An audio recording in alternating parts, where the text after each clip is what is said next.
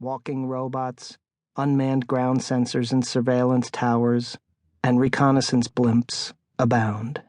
Not to mention satellites of an unprecedented variety, large and small, in high and low orbit around Earth. Government funding for drones and other unmanned systems increased from about $350 million at the time of 9/11 to well over $5 billion a year by 2013. Even with defense budget reductions that come from the end of two wars, that spending is projected to surpass $4.5 billion annually through 2018. Though one might conclude from the global drone debate that the United States is the sole owner of aerial unmanned vehicles, 88 other nations also operate drones, and 54 nations manufacture their own. Italy and the United Kingdom fly their own Predator-type drones. The European countries, propelled by their involvement in Afghanistan and Iraq, built up an inventory of over 3,500 unmanned aerial vehicles, or UAVs, in a decade of fighting. France has even flown its own lethal drone missions in Africa. Smaller countries strapped for manpower, but heavily invested in their militaries: Israel, Taiwan, South Korea, Singapore, and the United Arab Emirates, to name a few, play an outsized role in unmanned research, development, and adoption. The unlikeliest of U.S. allies in the war against terror, Burundi, Uganda, Yemen, and of course Afghanistan and Iraq, fly American-made drones. China, Russia, Iran, and North Korea have healthy unmanned programs and innumerable growing inventories. And all these countries don't just have the drones. China uses them to spy on Japan near disputed islands in Asia. Bolivia uses them to spot coca fields in the Andes. Hamas in the Palestinian territories and the Lebanon-based Hezbollah state within a state both have and have used Iranian-made drones. Hamas, even armed ones.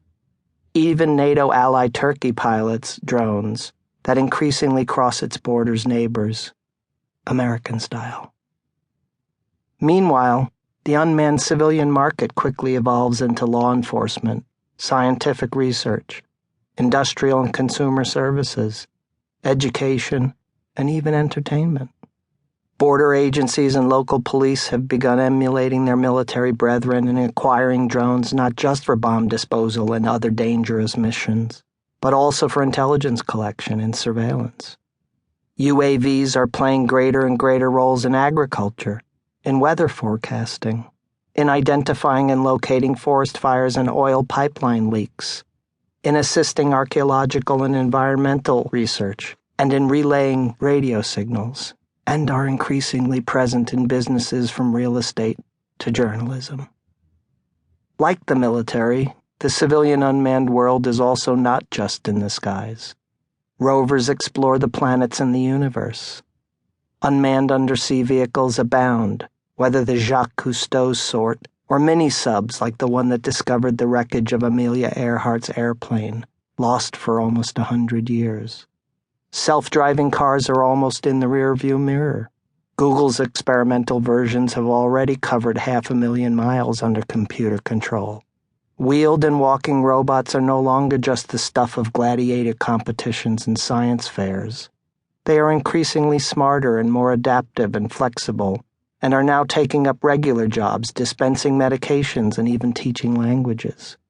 Scores of universities are acquiring their own unmanned vehicles, beefing up their robotics and aerial vehicle programs, some chasing the almighty dollar in homeland and national security grants, but many just hungry to pursue the final frontier.